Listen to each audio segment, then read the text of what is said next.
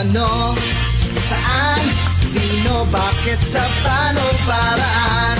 Minsan, ang swerte mo nasa paligid lang. Ang buhay ay ganyan. Nasa palad mo ang pagbabago ng takbo. At walang mangyayari kung hindi mo susubukan. Magbukas ka ng isipan kahit araw